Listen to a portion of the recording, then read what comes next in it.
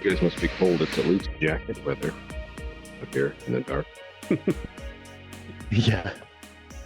Virtually chilly. Hello and welcome to VR Verdict Podcast, episode 126, our weekly podcast where we talk about everything VR. I am PJ. Wookie? And I'm Mark, known as Mark from Markets VR and Dates VR. How's it going, sir? Yeah, very well. Well, it's the afternoon here in the UK. I'm pretty sure it's very early for you guys in the States. Not very. Yeah, but only like 8-ish. we're early birds.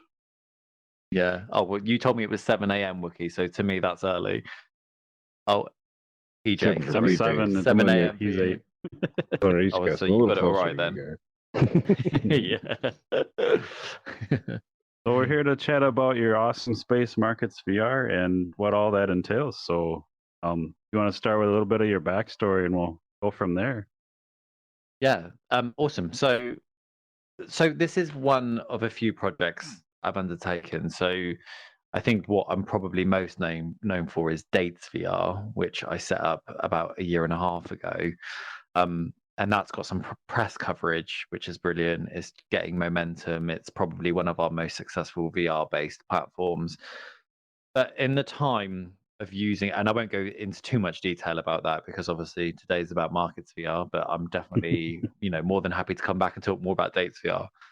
Sure. I created Markets VR after realizing that I would go up to avatars and be completely clueless as to who they were, where they were, what they did, and just kind of have general chit chat conversations. And as time progressed, I kind of discovered a bit more about what it is they do, where they come from, what their background is, and be super interested. And it's like no one would know this about you had they not asked it about you. And it's like not even necessarily from a product perspective, just things that they are good at and what people would be interested in them for. So we created Markets VR. So essentially kind of what like a flea market, that's what you guys would refer to it as in the States, I think, but what we would just call a market in the UK. Which is way more attractive than flea market. Yeah, as a kid growing up, I literally was like, why would I go flea market? To a flea market, like, to get fleas. And be like, do I need a Yeah. collar for the flea? It's so I thought it was for pets. Yeah. So what we wanted to do was create like basically a one-stop hub for people that have goods or services that they can provide globally, sorry, and have a banner that's behind them that best portrays what it is they do and be here at a set time within a day, once a week or twice a week or whatever they feel like. And their avatar can stand in front of that. And then anyone that pops in can see the things that they do and instigate a conversation about it and have a conversation with that avatar about what it is they do. So it's just a great way for people to kind of understand, what it is that they do. Yeah, so that's how kind of Markets VR came about, to help people Nice. best, portray what it is they do. Yeah. You modeled a cute little thing.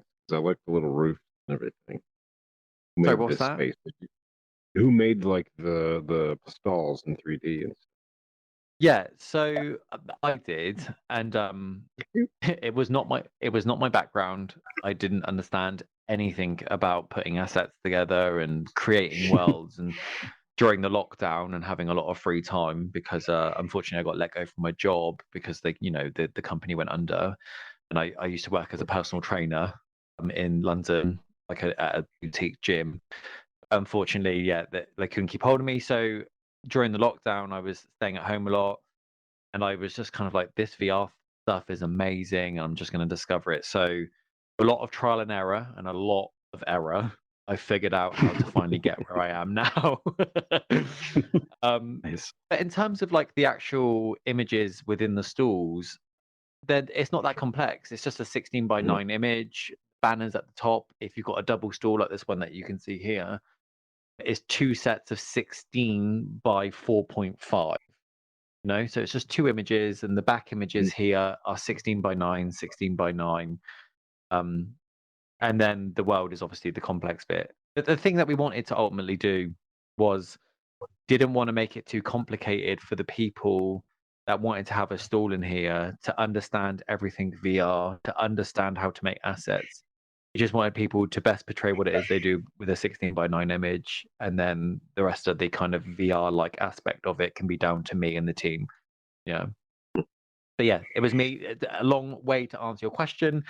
But yeah, it was me that built it. Nice. Got there eventually. It worked. You want to you have kind of a little trailer. You want to go through that quick and then move to the booth you created for us in here? Yeah, 100%. So Alright. I've got a screen up there if you want to just in your avatar head. I'll press play. So this is kind of what best sells the idea to anyone who doesn't really understand what it is we're doing. So I'll press play. It's 1 minute long, and I will commentate on it for the people, for your followers that are just listeners right now. This is a message to e-commerce businesses who sell products and services globally who wish to add a fun, simple, and alternative way to meet new customers and generate more business. Pixel Market by Markets VR is now open, a virtual reality marketplace that allows customers to shop in Sometimes it's No. paused. I don't know if it's done it for you Working from your guys. shop Has or it done that then? Yep. Hello, how's it going? Yeah, no sorry, trouble it's just from all around the the world. nature of the internet. Can visit your Um, you can be working from Sorry, just give it a moment. It's bandwidth sometimes could be the issue. Is it just a green screen for you guys right now? No, See, it, it's paused. it picked back up. Picture. Okay. Okay, I'll press play place again. that Sorry. allows customers to Just let me shop know in if it virtual cuts. reality and receive their products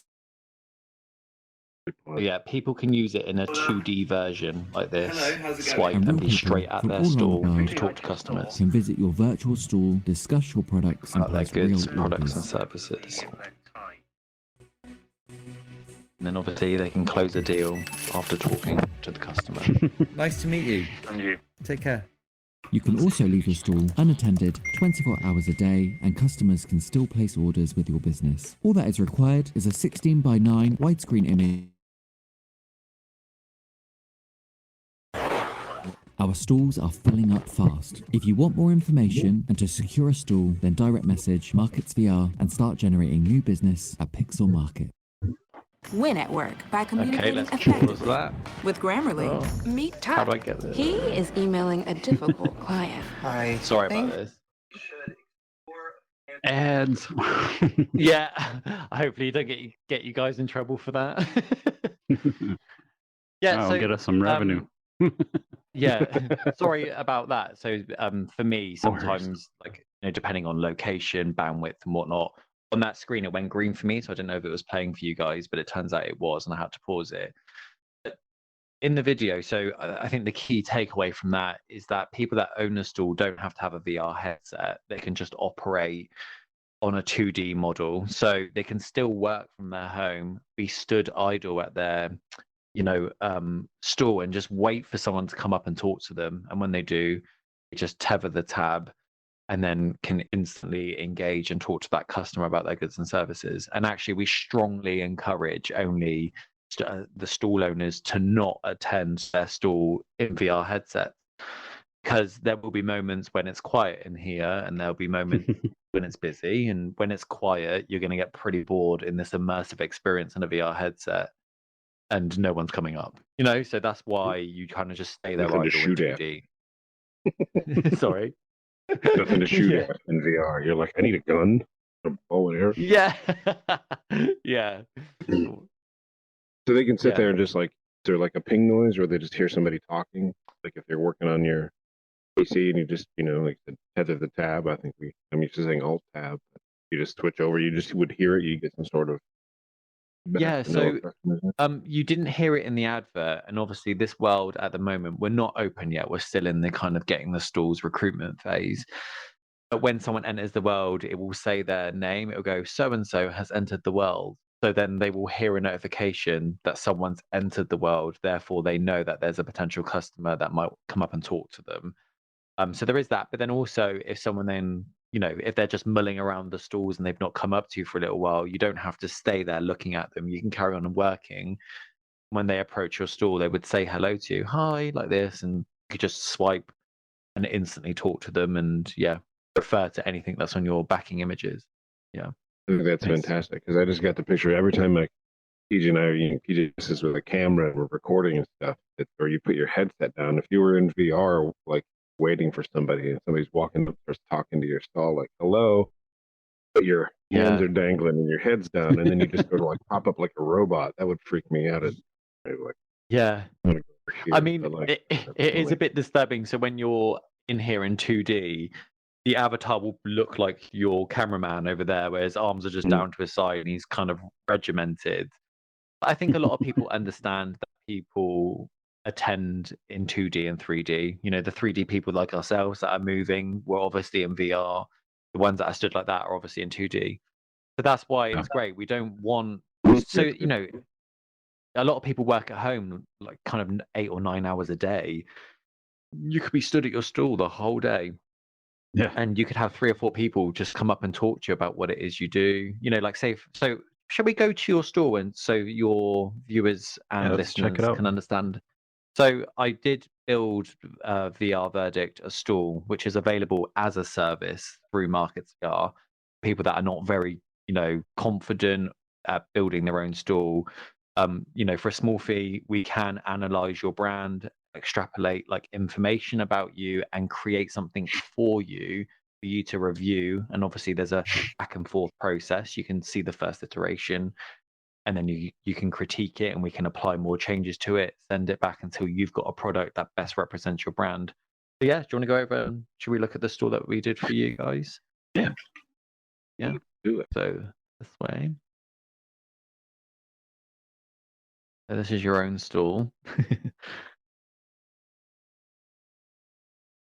Just readjusting our fancy cameraman.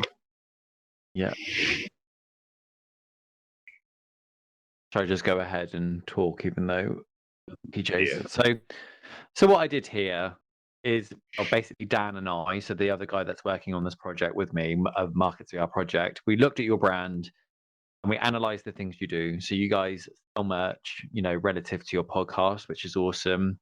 So rather than putting every single item that you sell, it will clutter the image. You don't want to overwhelm anyone that visits your stall. You want them to come and visit here, instantly look at it, realize what it is you do within 10 to 15 seconds, even less than that if possible.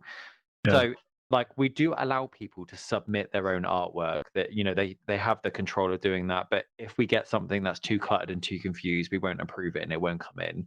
We're not harsh about it. We'll constructively critique it, but people that submit their own have to be open to criticism, constructive criticism.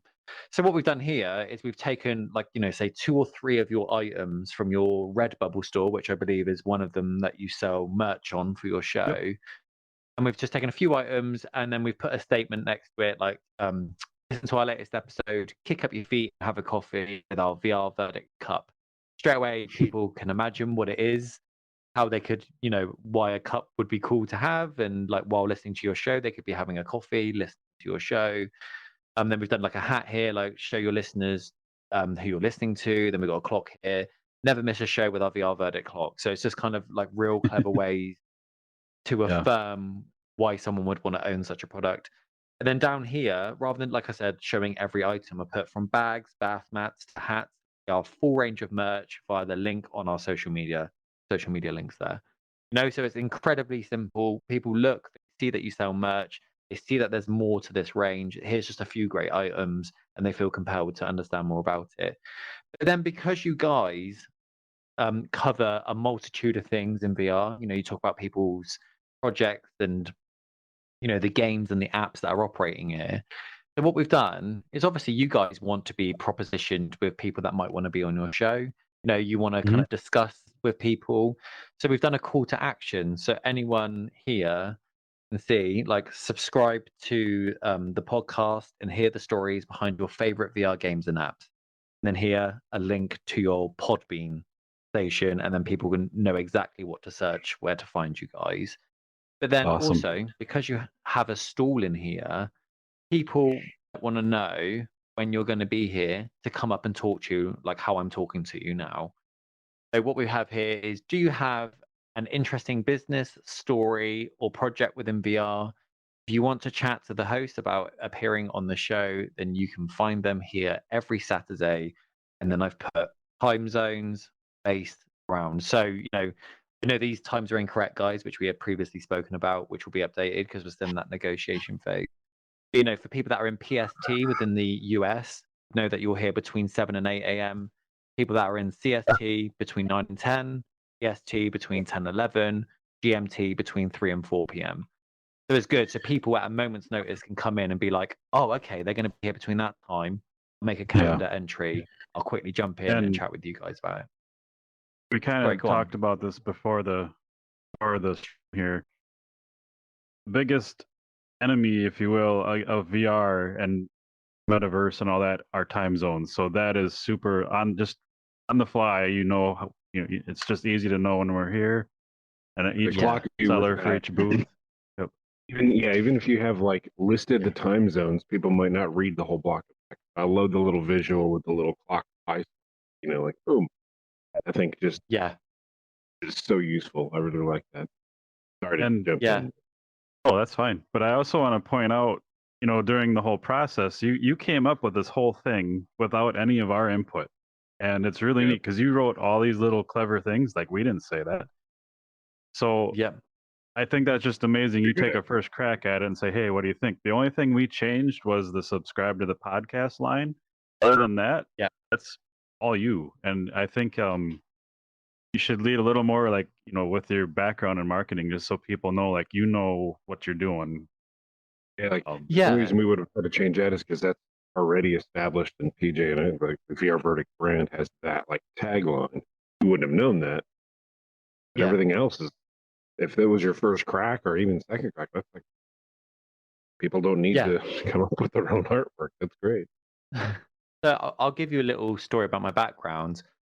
To be honest, I've not ever really worked for a company. I've always been kind of self-sufficient. I've worked for myself for about 12 years. And I, created so I'll go way back. I created a 22-minute video when I was a freelance personal trainer to plug my online product, and made a lot of mistakes. And it didn't get the sales through that I wanted. And because I think as time went on, I've learned that you don't need to overcomplicate something. What you guys might deem as valuable in your product might not translate to your consumer. So you've got to always look at things through the eye of the consumer. Like, what would disengage you and what would engage you quickly? What takeaways do you want to get from it? And I've just listened to multiple audio books and just kind of really been self-sufficient and teaching myself. And I think anyone else could teach themselves these same tricks. Everyone has that ability. But I feel like a lot of it comes with experience and trial and error. So I feel like I'm at a point now where I can analyze a brand quickly, see what's going to work for you and what's not going to work with you. Because I think, you got to detach yourself from your personal biases of what you think's valuable over what people are perceiving as valuable. So I think just trial and error. And I can tell you this, boys, I've had a lot of failed projects, and it's only in recent years that I've scored a lot of home runs, as it were. So I'll use an American analogy. I feel like now I know brands, I know how to kind of sell the idea to people, and I think from that, as the years have gone on, something like That's this awesome. that would have normally took someone months and months to learn. I've refined it to a quick enough process for myself now to be sufficient enough to do it. That's definitely quick because we've been talking for a while and we had to postpone things here and there. But you're like, okay, here's the graphic. I'm like, it was 2 days, I think, and you had this up because you didn't ask for anything and we didn't give you anything until then, and then bam, it's done, and you're like, okay, pop in and look at it. And I was like, holy crap, that was quick, because I was starting to I think it was Wednesday before the show here. You're like, all right, I'm gonna do this quick. I was starting to get a little nervous, is this enough time for you to do what you gotta do? If I'm honest, do you want me to be brutally honest? It takes me about 45 minutes to figure this all out. Crazy. So that's like where I've gotten to now. But like this just is like the thing. I don't want people. and stuff like that. 45 minutes from like when you start looking at the VR Verdict brand to being kind of done with, like learning the whole thing, and that's all in 45 minutes. Yeah. So I look through and it's like, okay, what is their thing? You know, and this is the thing, like I could have put your Discord, I could have put all the items of your things on there. I could have, you know, talked about all the guests that you've had on your show. There's so many things you could have done. I mean, think of it from someone who wants to know about it. You know, like I don't know. I think it's just a refining of my thinking process over the years. It's you know, I feel like I've had multiple iterations of just chucking loads of stuff up and realizing actually that's confusing, it's too much, you know, like yeah. Sorry, did I ask you a question then? Did I go off on a tangent? Yeah. I mean, some people would think we need 45 minutes just to place the things, 45 minutes to, you know, sit down and start learning about a brand in order to come up. That's pretty good. Yeah. And I don't want anyone to interpret that as like, oh, well then there's no value. I think no, this is why we charge 30 UK pounds to do this for some.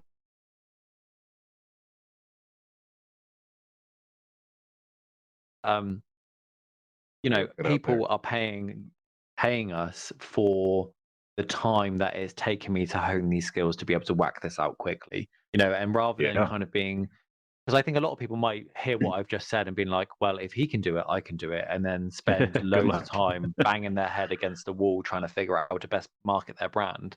But yeah, it would take most people an hour just to do the background graphic and get it somewhat maybe decent. So yeah, that's not accurate for most people.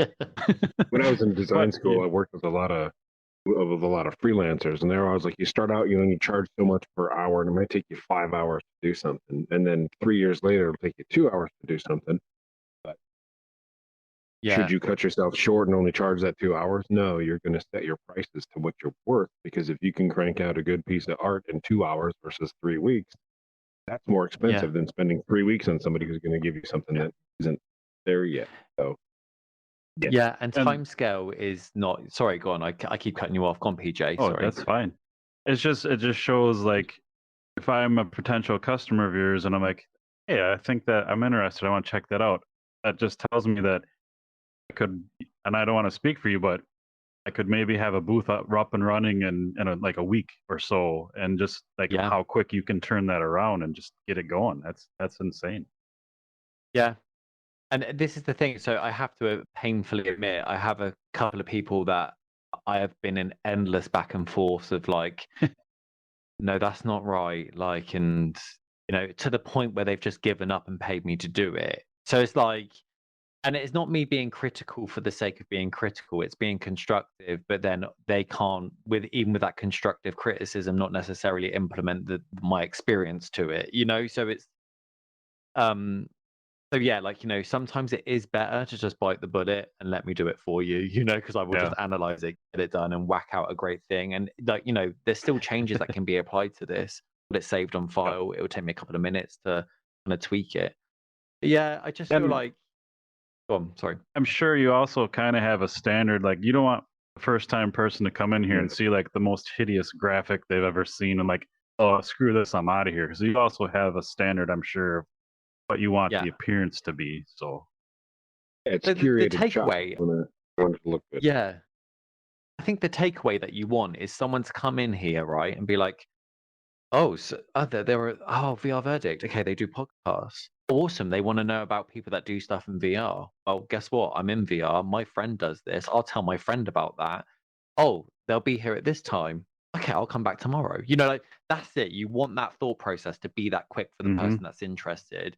You don't want them to look at mountains of text. You know, like I didn't put a text on there explaining what the requirements are to be on your show. It doesn't matter. You guys determine that when the person's there. You know what I mean? So like, do you know what I'm saying? You just put the key things that people need to know. You know, you don't have to put elaborate amounts of text explaining terms and conditions and all this. And then so straight away, someone will come here. They will take a mental note of when you're going to be here. No, and it might not happen straight away. The first week or 2 or 3, that like someone might not come here, or they might revisit and then get reaffirmed by the fact that they've seen it again. Generally, repetition's key. So when they see it the third time, they're like, "Oh, I'm going to make a note of that. I'm going to come here and and then they'll come here and they'll be able to speak to the show hosts themselves and ask about getting on your show, and then help you guys create more content. And if they love your brand, they know that you sell merch and they can see a few items of it and they know where to find your previous episodes. Simple as that. Yeah, it's what the best things are, like easy things like this. So, like, you're just like, it's good when someone says, "Why didn't I think of that?"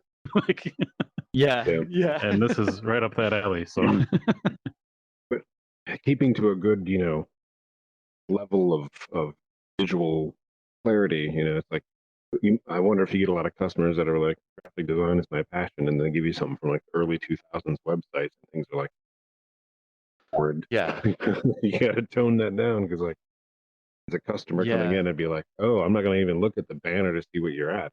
If that doesn't make sense to me or draw me in, if it I might still look, if it actively hurts my retinas and makes me look away, then no one's going to look at it. So take the man's advice. Yeah, like you just want to be able to pull focus and to the right place at the right time. People's reading is always going to be from left to right. Well, unless I think Chinese that read up and down, but generally people are going to go from left to right. Merch is important, and obviously it generates you guys an income, but that's not the immediate pull that we want. We want people to read the statement, know when you're here, where they can hear you. Simple as that. And then, they do merch. Okay, awesome. So. Yeah. This is the thing, and ultimately the call to action here is to get people here to talk to you about what it is you do. But I think on that note, boys, I would like to mention the Markets VR approved strip, which is what every store has. So I think PJ is going to move the trusty old cameraman a bit closer. PJ's summoning the spirits here. Where people go in and like. So I'll just explain this to Jeremy. So every single stall has to come with a VR Markets approved banner. Now, guys, I appreciate that this has not been filled in with your details, but once we're up and operational, this will be filled with your information. So at a glance, and like we want continuity, so every single stall will have a banner that runs down the right-hand side of it, same dimensions, same format. So anyone, like as a customer, will visit any stall and know exactly where to look to extrapolate that information. And I think that's kind of key. Rather than having one stall that has a website up here and another stall that has a website down there, you want to simplify the process as much as possible. So we got the Markets VR approved strip, and that is approved by myself and Dan. So we always double check like all the links and information you guys have sent us to make sure that we're redirecting your customers to the right place. Because, we have to mention security.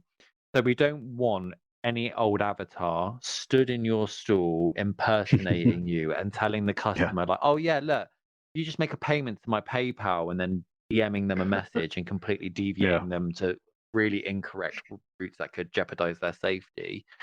Like you would never get someone to verbalize their payment information, their delivery information. That all goes through your official links and official processes. So up here, stall name. So that'll be your avatar name at the top. I don't know if you can see that very clearly. That person will be here every whatever day. So the days that are highlighted, say for example, you're here 2 days or 3 days, it'll be highlighted as so. And then here's the time zones of when that person will be here. So in Los Angeles, 3 to 4. This is an example panel. Toronto, they'll be here between 6 and 7 a.m. Rio, 7, 8 a.m., etc. So anyone at a glance can know when they're going to be here. It's just, validating the times that are on there, but also on here. And then like purchases can still be made without the stall owner present via these Markets VR approved links. So we have put the links in there that validate, where your Redbubble store is, where they can find your podcast. And then there's a button there that will open up a web browser within VR so they can view your products, services, etc. And then at the bottom, we put stool last updated. So I don't know if you find this, but you can go into any world and you're like, well, how long has this been here for? You know, like, is this an old thing? Is it still operational? Is it alive? So that's why we have the stool kind of last updated signature. And then we've also put here, you know, purchases can still be made without anyone being here, because obviously they can just track your links. We asked them to reference Markets VR at the checkout if there is an option to do so, so that you guys know where that business has come from to validate the reason why you've got a stall in here. You know? Nice. So this is why every store has this. Yeah. And then in the middle of the store, I don't know if you want to rotate the camera just to look here. Got to apologize because there is a spelling error on here, but we aren't open yet. When it is open, it will be rectified. We've put Marquests VR, which will get sold. So all the customers that come in here will see this forever looping, rotating screen that will show this basic information. So it's super important that we don't want people, you know, so we say here, your safety pixel market, stall owners will never ask you to verbalize payment or contact information. And if they do, then they're not real. Like, they're not meant to be here. Sorry, so it's on a 30-second loop. So it'll come back like, welcome to Pixel Markets. This is what we're called. Shop at virtual reality and get your products in reality. So here, your links within the stall, all information displayed within our stalls are approved and can only be changed and amended by Markets VR. So you guys, all the people that are in here, can't do a change on it without referring to Markets. Yeah, like to the team via email. So if you need to like process a change, then we do that for you. So then people know that there's a mediator between, you know, that's kind of reviewing what's going out. Yeah. Sorry, guys. I do appreciate I've chewed your ear off. No, that's great. How do the purchases that's a actually great thing. work? Yeah. Sorry. The purchases actually What's that? Sorry. work. Like when a customer wants to purchase something, see, you got, you know, you can send them to the stores, but like in here, how do the purchases work? Do you just send them to the markets, or? So this is the thing, right? So the issue is, and we are working with another developer at the moment to kind of help people make purchases within VR, but unfortunately that infrastructure doesn't exist as of yet. So at the moment, people can click the button that was in your stall to see a preview of your website and what should be correct. Then if they've spoken to you and they're compelled by what it is you do, it would be enough for them to search you out on Google, you know, or refer to. So you're just making the connection, okay? Yeah, so you know, like sometimes you would go to a shop and you would appreciate that the products on the stand are there for visual representation. However, if you want to buy one, you have to go to the counter, ask for it, and get them to get it. And I suppose it's a similar process here. It's the same logic, you know. Yeah, sometimes they have the plastic sandwiches that make you hungry. No. Yeah. Yeah. I like that safety net, the firewall you guys between the customer and the thing. Because I didn't even think when we first came in there. Usually, my first thing is, okay, how could this break apart? But I didn't think of somebody coming in here and impersonating you, and then impersonating a owner. You know. Yeah. And like the thing is, like, the chances of that actually happening are probably pretty low. Like you know, don't. But it could happen, you know. So I feel like any customer that comes in here that reads this is like, oh, okay, so just you know, only use the VR approved strip to kind of validate what it is that I'm doing. Yeah, because then you know it's been checked and overlooked by the team. Yeah, that's why having the standard strip on each in the same spot, like you're saying, with identical everything, I think it just makes you feel safe and like more secure and trustworthy when you come in here. So that's always a good thing. Yeah, and just keeping it uniform, you know, because I feel like a lot of people, I think that's the beauty of social media, is that you're all individual, but the format is predictable. And I feel like that's ultimately what needs to be implemented in here. Everyone can be individual, have their brand, but the format needs to be universal, as in, you know, I know where to locate information on any stall. It shouldn't be difficult and it shouldn't vary from stall to stall. Hence why we implemented the Markets VR approved strip. Yeah. So, just kind of curious if you want to give some examples of vendors you've had in here, because I know you have some like with real world physical objects that ship around the world, but I think you've also Ah, had or are going to have like virtual ones, like services, like I make yes. avatars. I'm going to pop in here, have a booth. You can click a link and go right to that app at some point. Like what are your Yeah. plans for all that? So that's a great question. So like actually I will mention that 3 of the stalls that are coming in, which we're still like, obviously we're not launched yet, we're not open. But the 3 stalls that we got in here are not actually anything to do with VR. People that have not used Space, who not got a VR headset. These are people that, say for example, this gentleman over here on stall number 9, he does a jewelry company. He found us through Instagram and we've been sorting his stall out. He does like kind of these really intricate wire-based jewelry with like these precious gemstones. And he is not even in VR. So like he just basically joined Space through the 2D version, and when he's operational, he'll just be using his laptop next to him while he's making his jewelry, waiting for customers to come up and talk to him about what it is he does and makes orders. So I don't know if I mentioned this earlier in the show, and apologies if I did, but we did have a first iteration of the market, and I think it was shown in the video. That was the very first market that we did, and it had a few issues with glitching because there was just too many stalls in one location, too much data for the kind of like baseline headset. So we've simplified it now into batches of 10 market stalls. So this is like just 10 in here. And then obviously from 12 to 23, you go through that portal into another version of the market and so on and so forth. But yeah, so on here, we've done another option. So there's a button that you can press, which obviously opens up. Sorry, I'm walking away from your cameraman. I appreciate that. Oh, I got you. Yeah. Go ahead. So there's like a button that would open up the website, but also there's people that have like their own virtual worlds within virtual reality. So there's also a teleport button. So people that come in here that are familiar with the realm of virtual reality can hit that teleport button and be taken into a world that's completely dedicated to that person about their stall. So they can hit it, portal in, and then someone can That's awesome. elaborate on their goods and services, and you can be taken into a world from Market VR to that person's world. And if they develop assets and 3D things, then you can go there to see it. The thing that we wanted to do in here, like I said, it was just keep it uniform and keep it simple and have a simple basic statement message that compelled your audience to go and follow what it is you do. And then by all means, take them off and show them your worlds, what you do. But the only requirement is that if you have a portal, you have to come back to this world. So, I mean, they don't have to come back, but they have to host a portal that brings them back to the original market that they came from. So you can whisk people off, show them all the fancy things you do, and then say, yeah, that goes back to the market just there, and then they'll portal back in here, and they can carry on looking through the other stalls. Yeah. So, PJ, was that your original question? I can't remember what the question was. I love that. That's awesome.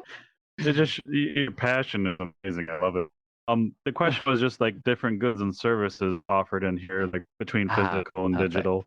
But Yeah. with that portal linking thing, like, from our booth, it would be really awesome. Someone comes up or explaining it, they've never seen or heard the show.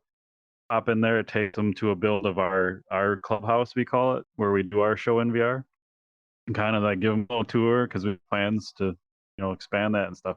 That just would be really cool. Like, hey, let me just show you, and you just hop in there and hop back, and that's really People awesome. can visit this. Yeah. Build a version of our booth like in an alt-based world and link it back and forth. It'd be fun. Yeah, I think that this is the problem. We're still like I think we're ahead of the curve at the moment, and it's only ever going to get more immersive cross-platform. But at the moment, you have to kind of operate within the ecosystem that you're in. So right now we're operating within Space. So unfortunately, we can only take people to other Space-based worlds and assets. Yep.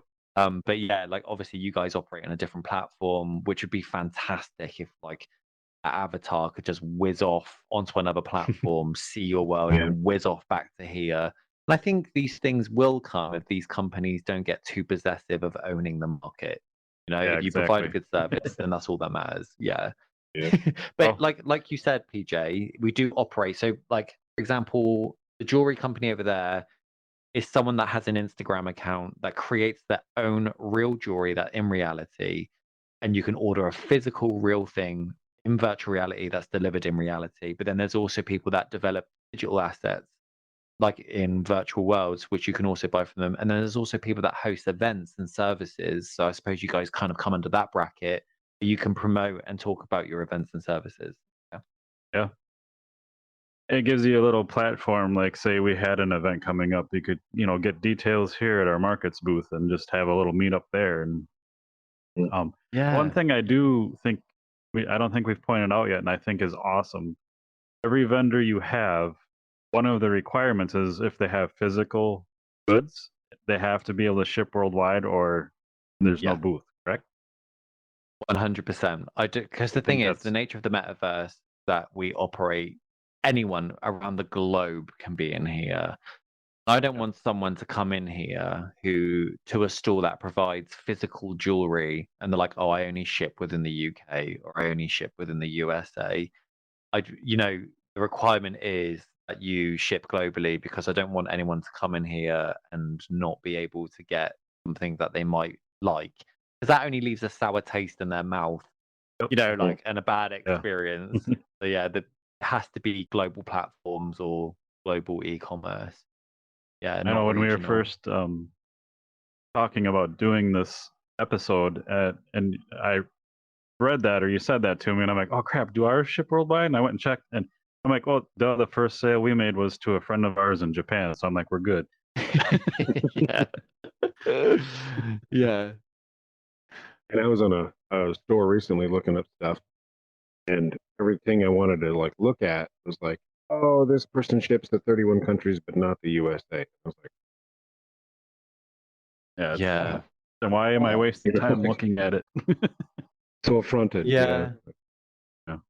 And that's the thing, like it would obviously it would represent that brand uniquely in a negative light. If they're hosting a stall in here and they're denying 2 or 3 customers because of their shipment, it's only going to leave a sour taste in their mouth about that brand. But not only that, it's going to leave a sour taste about Markets VR and what we're providing. So Yeah. we don't, we want everyone that comes in here to all be a part of it. It's like because of where you are, like it's not a no. It can't be a no for them. Yeah. I think that's also a somewhat, call it maybe a baby step to getting to like a metaverse environment where all inclusive.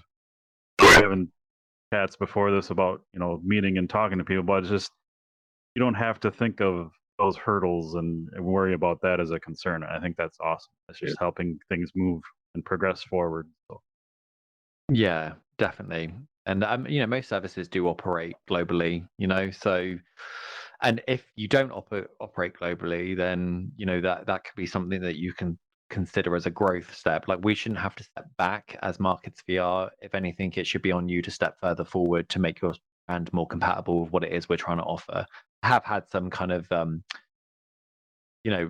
pointed emails about the fact that someone can have a stall in here based off the fact that it's geolocation. It's not discrimination, it's inclusivity. The fact that we're not allowing you to be in here, we're not discriminating against you, we're encouraging you to be more inclusive. So invalidation is not necessarily us discriminating against. It's actually we're telling you to be more inclusive. Yeah. Yeah, quite the opposite. But I think it's super interesting. You as a digital market, and maybe I'm wrong here, but from what you've kind of shown me and I've seen is that you've actually started off with more physical merchandise, and you've started off with more people not in VR than in VR, and that just kind of that's another step forward, and just getting people that don't have VR that at least they know what it is and it's an option. Like that blows my mind. Like it just seems like you'd have way more digital and other things, but don't. So I think pretty cool. The the standpoint that I took on it is that I think a lot of people want to create this super technically challenging, like impressive interface. And I think all that stuff will come, but I don't think the person that sells jewelry in the real world, or the person that sells candles in the real world, or sells real things in the real world, are ready to make that jump from here's me hosting products on Instagram, having something that I'm completely clueless about. It's kind of the segue between is what we're going for. We want people to be able to easily, with a little push, adapt to what it is we're trying to do. And once their foot's in, they will understand the iterations that will follow. They will then be more on board with the idea of then having a physical, like, not physical, sorry, like a 3-dimensional gram that someone can pick up. But I don't think it's necessary at this point. We're trying to bridge the gap between the person that would otherwise not use this to use it, without being too technically difficult. Yeah. And those things will kind of just, as the technology grows and proceeds, like those steps will just come to where someday you probably, like the person selling jewelry, like there will be a little 3D model of it you can pick up and look at, and that'll be neat, but not quite needed yet. So yeah, and it's still early days, so let's not run before we walk. I think that's the mantra. It's like let everyone slowly walk and climatize to the idea of this before they climatize to the idea of all these wonderful, amazing 3D graphics where they're completely associated from that outcome. Yeah. Yeah. You don't want to solve problems that don't exist, and then maybe this is fine. Maybe if you added physical objects to it, maybe there's something you didn't think about, but you put them too soon and pushed people away. And you couldn't pop up a booth in a week, because there's more technical stuff to it. Yeah. And I think it would confuse people if one stall suddenly had loads of these assets in there and then one was just a banner. There's going to be a discrepancy. Whereas if everyone's got these 2D banners like inside the world where they can come up and talk to a 3D avatar, and that is really understandable and translatable to multiple people.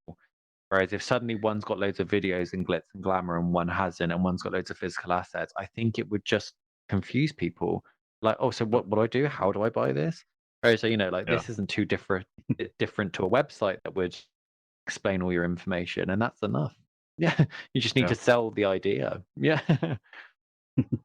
I'm excited to see, because we used to do our show in Spatial Ape, which was like a meetup for developers, and it was awesome. And there's people in there all the time. Yeah, I'm excited to see like just this place kind of full of vendors and like meeting other vendors and just coming in here and chatting with them. And I can see this really kind of expanding into just a place to come look at. And I think I kind of said this last time we talked in here. It kind of reminds me of going to like a Renaissance fair or something, where you just kind of check out each booth, and if it's always changing, always being added to, which I think maybe, I don't know how to work with the PC camera guy, but each set of stalls, like you said, you have 10 stalls per each, and then the layout and kind of backgrounds change, so it's like a different environment. Just as a customer, just spending an afternoon walking through all the markets, chatting with the people, that sounds really awesome. Because that's why I go to Renaissance fairs, just to check everything out and chat and see things, and really exciting. And it's quite nice when we had the first iteration of the market, there was loads of people just hanging out. So it's quite nice. Like that's why we kind of keep it a bit of a social space between. So like like a few people came in, don't necessarily have to gate crash one person's stall. They can all kind of congregate in the middle, and then dart off. So even stall owners were out in the middle talking. Then if someone was at the store, they'd be like, "All right, guys, back in a minute," and went over and be like, "Hey, how's it going? Do you have any questions? I'm the owner of this stall."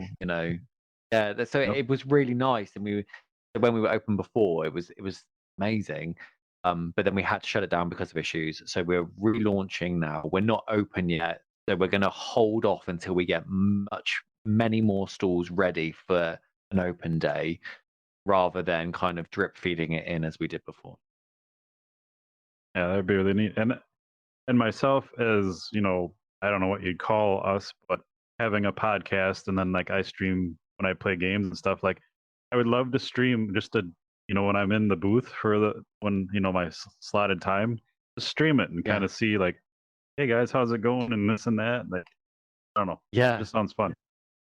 I think the options that will come are limitless, and I think where it's at now is nice. Keep it simple, walk before we run, and we'll get there.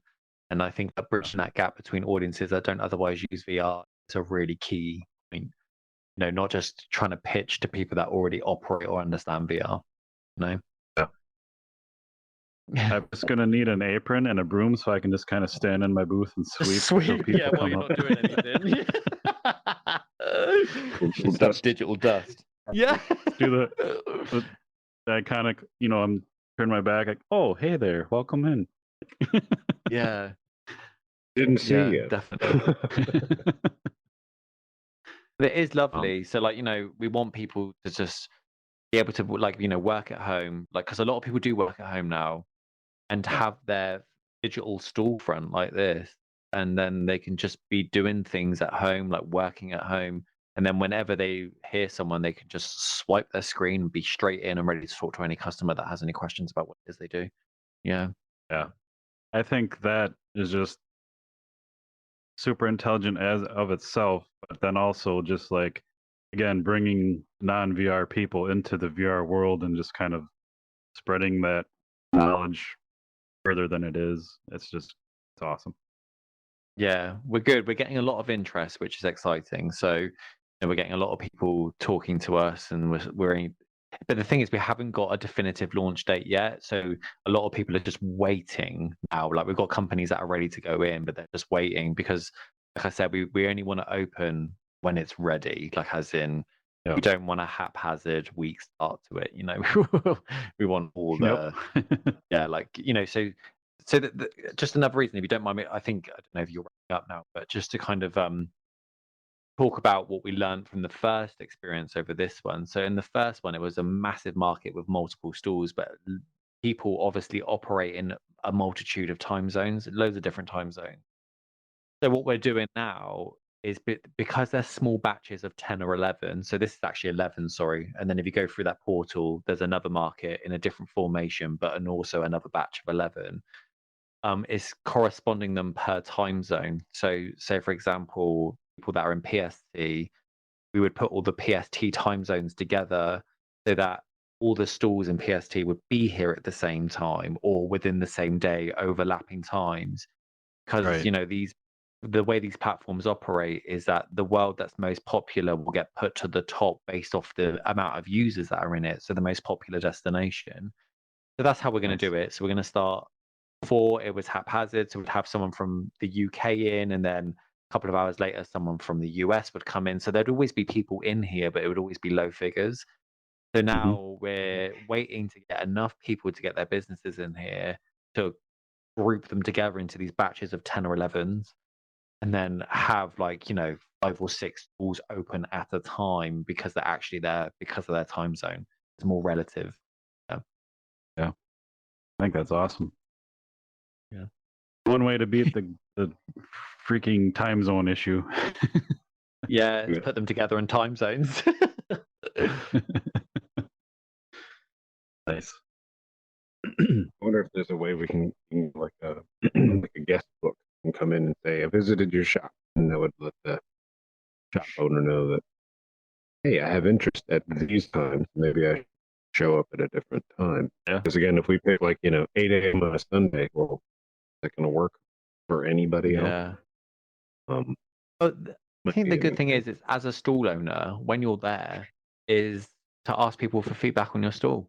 There's no shame on that. And if you're reciprocal to it and, not too in your ego about it, remember that, one person's critique might be a reflection on them. It's not necessarily a reflection on you. Right.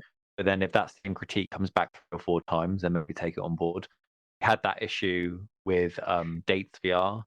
So, we had a few people critique something that we were doing. And I think it's quite easy for me to be like, oh, well, how dare you get out, and get kind of caught up in my ego about it. It's like, actually, if a couple of people are saying it, then there's probably some truth to it. So then implement it. Yeah. So there's no right and ready formula at this stage in the game. I think there's no tried and true tested way that this has been proven yet. So like, I think you have to have an element of like, okay, here's what we've done. What do you think? What feedback do you have? And take those notes on board and just relay it to the team, and we adapt it accordingly until we find that sweet spot. That's awesome.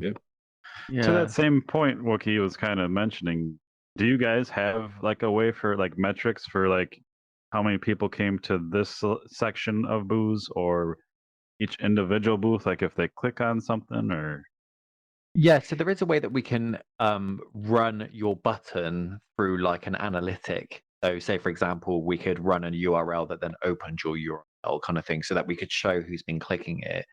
And we've not implemented that yet. That is something that's in the pipeline. But we do have world joins, not necessarily stall joins. So we could say how many people came into this world with a batch of 11 stalls. Sure. But we can't give you exact, like, your stall readings, Hear that, everyone? Come push our button. Push it. Yeah. Push the button. Yeah. Push the button. But it's great, like, you will have people that listen to your show that will probably want to come and chat to you, and knowing that they can come in here and actually talk to you at a set time, I think is actually wonderful, because you'll actually be talking to your fans or people that have a story to tell, and it might just be another avenue to get people on the show, which is good. And obviously you can push your merch if people are long-time fans. I will have to say, so sorry, I know I'm kind of driving the narrative a bit, and I do apologize. I just have a lot of ideas and a lot of passion. It's all flowing out of me. It's awesome. Yeah, we so anyone that wants a stall in here, the first month is completely free. Because we do appreciate we are starting something. We don't necessarily have a solid proof of concept yet and whether it will really fly. So that's why we say to people, you can have your first month here free, get your stall set up, see how it goes. And at the end of the month, if it wasn't for you, then there's no hard feelings. We go our separate ways, I think a lot of people are trying to charge off the bat for something that hasn't quite been proven yet. And I'm definitely not about that. I know we're not about that. We're definitely wanting people in here, try it to see how it would work for them. Obviously, understand that take the results with a pinch of salt, because it takes a while to establish a brand and establish a reputation and what those things are.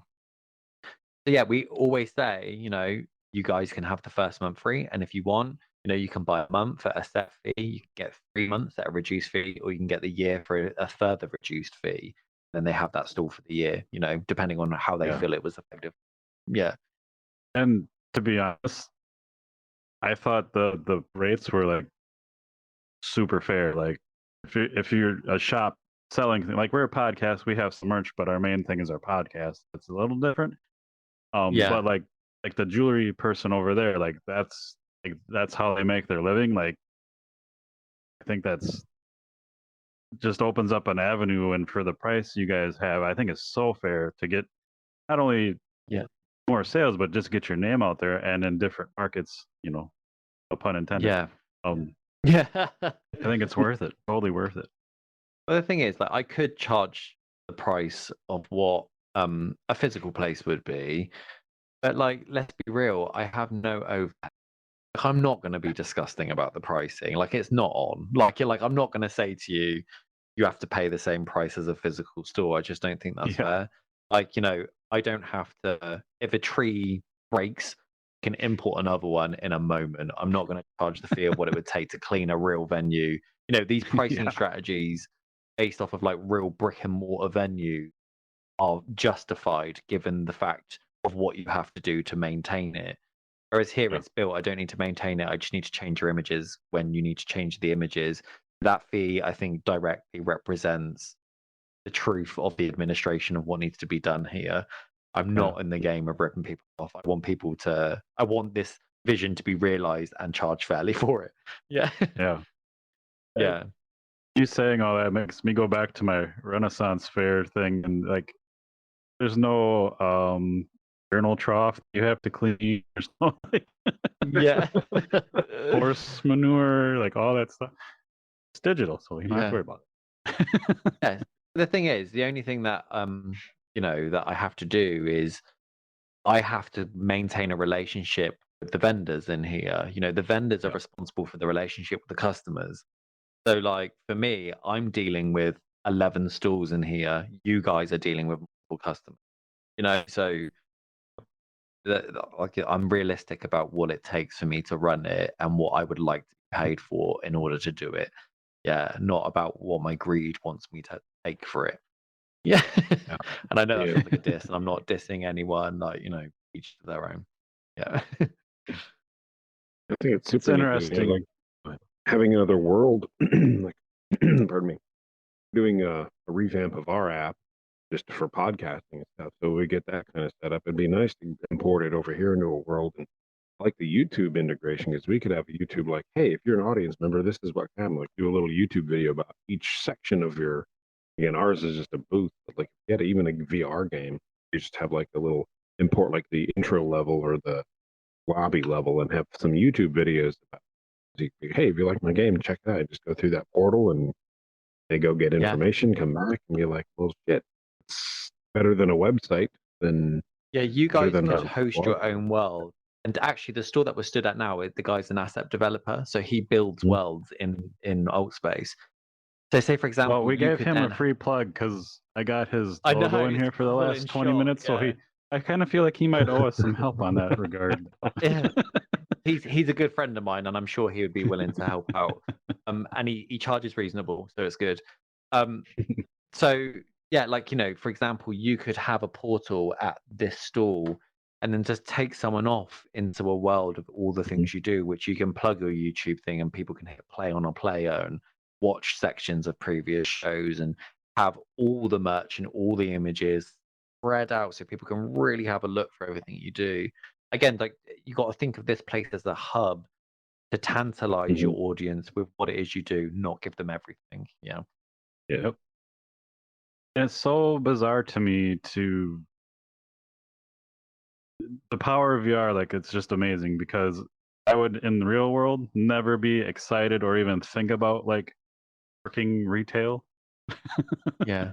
But in here, like, I'm excited to people come, check out the booth and chat, and like merch, is great, but it's not like I'm never gonna like push it or like suggestive sell and all that. But it's just helpful for us. But it's just exciting, and that's just like VR turning some real life thing that I would never do purposefully and make it fun and entertaining. It's Yeah. Yeah, it's awesome. And I think you will get people come here to just visit you guys. Like, I think your fans that listen to your show, that enjoy what it is you guys, they would probably just want to come in and talk to you. So and they would know someone, and they would tell you about someone who should be on your show, and that kind of networking. Yeah. Yep. And it's good to talk to your fans. You learn more from them. Yeah. Yep, exactly. That's kind of how, when we were in Spatial Ape, again, not to go to something else, but that we encourage people to come before and after the show, because you could just join in no matter who you were and be part of the conversation and stuff. And we're getting back to that, but not there yet. So yeah, just hearing things from your actual fans, and like, oh, it'd be cool if you guys did this. And it's like, you know what? That's amazing. I would have never thought of that. Like, just that simple little chats. Value of the community group aspect, and this is weird. Like, this is nostalgic for me. Again, I do miss our Spatial Lab. I think I don't know what happened to them. They closed down. But I miss the trade show element, because you'd be over here talking. There's other people. It just kind of feels pleasantly crowded. You can see this place. This scratches that same itch. And oddly enough, like, pandemic hasn't changed my life very much, because I'm just kind of a loner homebody anyway. So it hasn't really done much. But girlfriend and I needed something specific. Yeah, we needed something specific from a mall of all places, like a year or so. We just kind of ran through the bookstore entry and did stuff. And I kind of got nostalgic for being a kid going to malls, when I always hated them. I just hated going to the mall. But then, since I hadn't been in a place like that for a while, which would be like this, I was kind of like, oh, this is kind of necessary for a human experience. But now, especially with COVID and like this, when this place has a few people, running through it, I think it'd be without any updates, without any changes, it'd just be kind of a charming place to be, you know, like PJ Yeah. brushing the dirt on the digital dirt off our digital floor. Yeah. Be fun. So I'm kind of excited once it launches to go check the shop out. Oh, you know, guys, given that you've given, you know, Markets VR this exposure, and we have got a few more interviews in the pipeline, which is great. Like we'll definitely give you guys a free store as a thank you, you know, so like that will always be Aw. yours, and Thanks, you man. know, yeah. and no, it's okay. No, but obviously, like it's a scratching of each other's back situation. You know, you're helping share light about what it is we're doing, and we would like to in turn return the favor. So it's like, you know, what will be great is that stall number 11 will always be yours of the first market, which is there's like, so the numbers go up and up and up. So this will be the portal, what the main portal one. But there will be a hub where people can jump from, like, you know, market 1 to 11 or to whatever 70 to whatever. So, but Like this a is like the directory. original, the OG, yeah, the OG Yeah, market. Yeah. Maybe we can put This like was- the Markets VR cute little market icon like on our podcast permanently. Yeah. Throwing that Yeah, Yeah, just to show people that you have a market. We have actually Yeah. got a PNG for that if people want to use it, available on Markets. Like it's kind of, we got it so people can plug it and then show where they're always going to be, and you can has a little blurb so that people know that you're going to be Awesome. there. Just says what times you're there. Yeah, I'm it sure would when be we good. redo we can just pin it somewhere in our booth. Just always be there. Yep.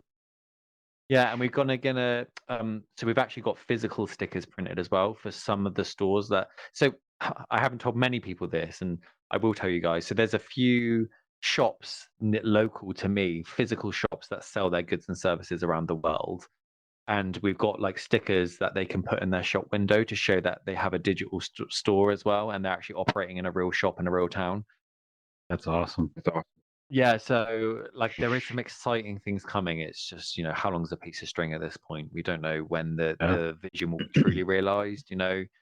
So I think it's just kind of people like ourselves that are really kind of pushing this narrative that I think will, you know, the more people that come in here, the more people will see, oh, actually I should get a stall, you know, and I should have this. Yeah. Yeah. And if you could, you know, again, I don't We know stand in how front everything. of your stall. Yeah, Because that might be I think better. like people need to see your one. Hang on, let's just move Jeremy quickly. Come on, Jeremy, cameraman. You can do it. Here he is. Oh, he hasn't got good control over Jeremy though. That's the issue. There you go. Get this one in shot. There we go. But I was saying, let me work over here. Like, you know, right now, like shops have been, you know, social media exploded, and this might sound to younger people, but it wasn't always a thing. So you always see those taglines that have like, you know, find us on Foursquare and this and that and that. And if you could get Markets on that same banner and those same logos and all that, like that would be amazing. So, you know, like when you go to like a food place and they would have like a Just Eat sticker outside or whatever variation you guys have in the States. Like, do you have Deliveroo? Like you might call it something different over there. Like What's Uber like a Eats food? and Yeah, stuff Uber like Eats. that, So yeah. some of these food takeaway places will have a sticker on their window saying Uber Eats. So we've got stickers for these shops that are going to be coming in here saying in Marketsphere. Like, and they put the sticker on their window to show that they have a digital store where you can just go up and speak to them digitally rather than having to go to their physical store. Because again, I hate to keep going back to the Renaissance Fair thing, but like my wife will talk to like just all kinds of stuff, like soaps, candles, like all that, and instead of buying stuff and carrying it around all day through the entire experience, you know, you'll get someone's card or link or something. I think that's awesome too, because again, we just went on vacation and we were out, you know, shopping. We didn't want to carry a bunch of crap, so we just get their details and order stuff online. So I think that's really freaking smart, and I hope that works really well. And what's great, like, you know, with the previous iteration of the store, what's wonderful is that everyone that owns a store has kind of got your back. So like when you're not there, another store owner will come over and just be like, oh yeah, you know, so and so's not here at the moment, but you know, if you've got any questions, I might be able to answer it for you. You know, like, and it's kind of nice because they become your neighbors, because the people that generally get in these stores and where their place is generally where they stay. And obviously there is sometimes we change it around, but you'll get matey with the person who owns that stall and that stall, and like you would have spoken, you would have interacted, and they'll vouch for you. If someone's at the stall, just be like, oh yeah, they're normally here on this day, this time, just kind of justify what's written on your stall. Yeah, That is so which is amazing. what's Like lovely. that. Yeah. Yeah. So just for the sake of your listeners, if you don't mind, just like a call to action for anyone that's interested in getting a stall in here, they can find us on Instagram, Facebook, or Twitter, and that's at Markets VR. So you just search Markets VR, and it's this little logo, which I think you've seen in a few places here, but it's like a little like rectangle shape icon. It's on our video overlay Market. of the entire episode. So. Oh, brilliant! Yeah, and we'll also then have all your links in the show notes of both the video and the audio. So click on those links and get in touch with Mark here. You won't regret it. Yeah. And also, guys, there's that store that's actually next to VR Verdict is available. So first come, first serve. We could be neighbors. We could hang out and buy stuff together. Yeah. So if anyone basically messages us on Instagram, Facebook, or Twitter, if you send direct message us your email, or you can email info@marketsvr.com, and we'll send you a PDF that's a step-by-step guide on how to get set up in here, which is super simple. Just like some do's and don'ts, the pricing strategy, so it explains how much it costs, the first month's free, everything you would need to know to get set up. And then if you're stuck on your stall design, which can happen, and there's we can tackle that for you and get that turnaround done pretty quick and have something similar like this set up that best represents your brand. Yeah. And again, that first month free, like how are you gonna pass that up? How can you miss? And I'm assuming you said you were not launched yet, so if someone was inquiring about that first month free, I'm assuming it would start from like when the day you open the doors. And okay, it doesn't start from when we've done your like it's once it's in and once we're open and we're operational again. And also we're in the process, so we've actually got 2 more interviews next week. We're looking for someone to be the head of sales for us, so someone that would be in here in avatar form, because we're doing a few more recruitment fairs in the weeks coming, for someone to represent Dates VR, to talk to potential business owners, to talk them through anything that they don't understand. You probably understand what's happening in here now if you're watching this and thus far. If anyone that doesn't know what's happening can come to these fairs, speak to a representative, and they can get you set up. The good thing is they're on commission as well. They get paid and it's commission. So if anyone's interested in that, they actually get paid for a shift to work the floor, explain to businesses how it works, and for every recruited stall that they get, once they go past that free phase and start paying, they get a commission. Yeah, so nice. We want it to all grow together. Like I don't, no greed here. It's about kind of making a vision come true. Yeah. See, now you can get a job in VR. Read on a resume or a CV. Yeah. To be honest, we're not. It's just someone's ability to relay what I've said confidently. I don't really care about your qualifications. If you're good at selling the idea, that's all I care about. So it doesn't matter about your CV. I just care that you are. The person will come in here and I'll talk to them and just be like, right, sell this idea to me. And if they can do that well, then they've got it. It doesn't. I think I need to see that you're a good person that can talk and relay an idea to the masses.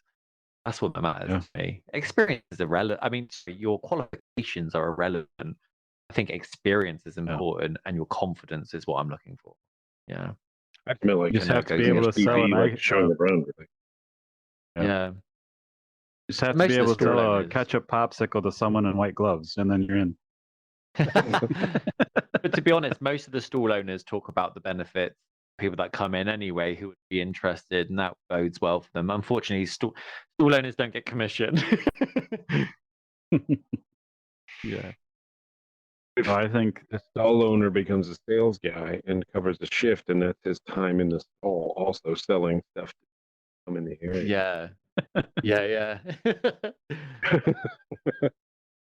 oh, I Yeah, it love would be you a good taking idea. the simple approach and just kind of looking to grow and, like you said, not be greedy and just be fair and just Yeah.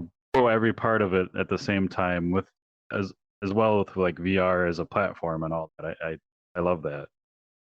Yeah, and I just want people to have a nice time in here. Like as stall owners, I want you to want to spend your time in here. Like Yeah. you should feel compelled to be like, oh, I've got to do my shift, like log in. Then people will just come up and talk to you, and it's You know, wonderful. It's really, you're and enabling people to talk.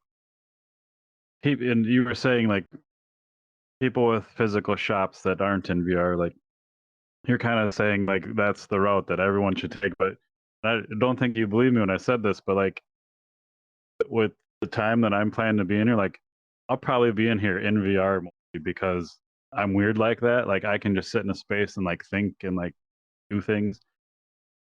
Yeah. I'll probably be the only one like that for a while until things really take off for VR. But I think the like you have danger no is, idea how long like Wookie and I sit in our booth before and after yeah, just shows and chatting, just talk. chat. I think that's brilliant. But the thing is, like, say for example, someone that has to physically do something in the physical world, Yeah, like for exactly. example, that gentleman over there that has a jewelry store, it's not going to benefit him to be in a VR headset. So, and it's also just enables him to be free with his hands, with like physical things in Exactly. the real world, and then he can just look at his screen and talk to anyone that comes up and talks to him. So yeah, obviously there will be times in here where it won't be busy, and there'll be times when you Yep. might just be stood here, like there's loads of idle avatars around the stalls, and then there'll be moments Yep. when it is busy, and then you will be fully engaged. So yeah, I definitely discourage stall owners to use VR headsets, but instead access it via a desktop. I mean, like, either way you're editing an episode, or if I'm, coding something or doing some research, we could both have the 2D version up and then just be talking back and forth, like we're chatting during that, even though nothing's going on. You probably see us Yeah. in here like this, or like Jeremy over there, like just Yeah. away. But it's good. So, like, you could just have it open and just be available. And, like, it might not click with people straight away, but as time progresses, people know you're always going to be there at that time, and they might just come in and say hi, Yeah. Yeah. Awesome. So Is there you also anything said, we like, didn't? appreciate it. I had one quick question. So in the video, and Go you on. might have already answered this, I might have been looking around it, but in the video there was like multiple shops on tiers, and it was all complicated. Is that what you kind of simplified into this design? Yeah, so that was the first iteration in the advert. Unfortunately, it just came with just too many issues and bugging out, and it was crashing people's Oculus headsets. And obviously, we need to accommodate for the most base level of VR, Right. because I think the sad reality is I'm an Oculus owner, and I think a lot of people are. And GPUs on these things are quite low. They can't deal with like the loading that I wanted it to have. But that's why we had to batch them like this into smaller markets, then portals into I want to other make sure, ones, like, so that I they make liked quite how it looked. Yeah, I definitely liked Yeah. it. Look, I'm on a Quest 1, so I probably appreciate the simplification without knowing, because I didn't the other one. So. So you had no glitching issues in here, but the problem is with the other market, people would come in their Oculus and have such a terrible glitching situation that they would crash out, and then that was when it was starting to tarnish the brand. I don't want people to have a bad association with Markets VR. I want them to have it's a simple, easy. Yeah, that's what we want to kind of make sure we get in the bag. Yeah, That's 100% accurate though, because again, going back to Spatial Ape, like about 45 There's a minutes lot of into issues. our chat, you'd kind of like fall through the floor a little bit, and then like every episode, every guest was like they'd sink into their chair and be like, "What the hell is this?" Like, and we had fun and it was fine, but like it definitely like there were things that would happen where it's like that's really kind of a showstopper and it's really distracting. I forget about it, like, rose-colored glasses, or how you view the history. But it was a lot of fun. But yeah, we had a raised platform, and they gave us like a table and chairs, and it was quaint. And then, like PJ said, somebody would fall through that and be like standing just on the floor part of the raised platform, would no longer have the physics collider or whatever. You can walk on. Right, like, yeah. Like, oh, something's about to happen, and somebody drop, or he Would just, go. wouldn't nobody be able to see him? Like, we'd be interacting here, but your avatar would disappear for other people. But you wouldn't know Yeah. because it was starting to degrade after about a half. Yeah. And Yeah. it's definitely a wiser choice to simplify. Those were big area. That was a big area. Yeah, I honestly, guys, I really appreciate your time. Like, I no, feel like I've it's- said everything that I needed to say about markets VR and some. I Mhm. feel like I said, I warned you previously that I can go off on a right Yep. tangent, and I'm sure I did, and I'm sure I'm listening back to this and we'll be like, oh my god, we'll hone it in a bit.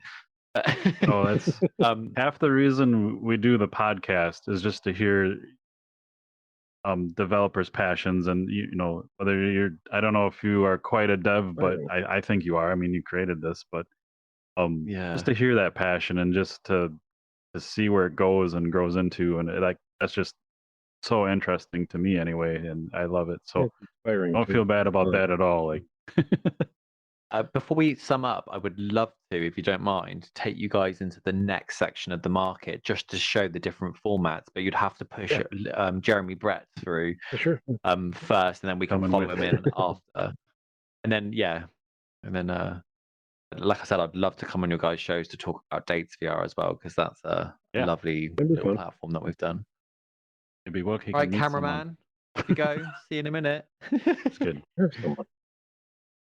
Okay, so yeah, can you see? So like they're all of different variations, the different social formats of like how the stalls are laid out, and there's different kind of skies, and then people could walk through here, and it's another batch of stalls with their own little sub communities of like stall owners that all know each other and all friends, and then That's it neat. just continues on. I like how And this one's then- more like an alleyway, like they're all kind of facing each Yeah. other. It's kind of cute. I like it. And it's quite nice as well that people can still stand in the middle and feel like they're not encroaching on someone's stall. They can still kind of congregate and have conversations in the kind of hallway, as it were. Yeah. That's where then that there's- proximity chat really helps out too. Yeah, yeah, definitely. And then, like, so every 10, they can jump into another one and another batch, and they have all been built, but we're just not opening them yet. So they're all different formations. So, like, the first one was in a square, this one's a long one, and then you go through there, and there's another 11 stalls in a different formation. Circle. Yeah, You can do MC there's- Eschers. Yeah, yeah. Like stairs going up the ceiling. Yeah. So That's really cool. That's basically it. This is how Markets VR works. And I'm excited to see what it brings, and if people are interested in getting involved, and I look forward to hearing from them, you know. Yeah. Pretty cool.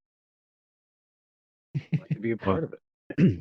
Thanks for thinking of us and hopping in and sharing, and the booth. Obviously, I can't wait to till you guys launch and get in there and talk to people. And I'm excited.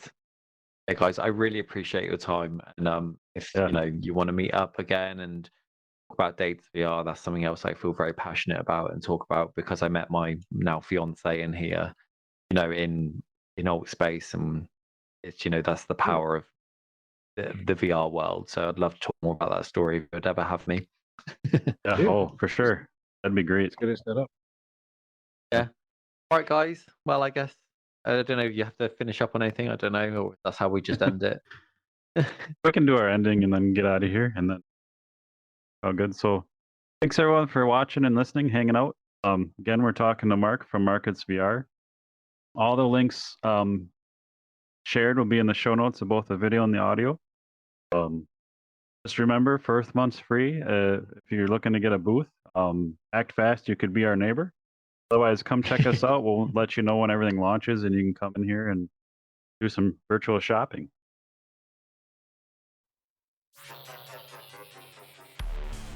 Then we're going to carry on chatting after, because there's a few things I would like to talk to you guys about if you're up for it.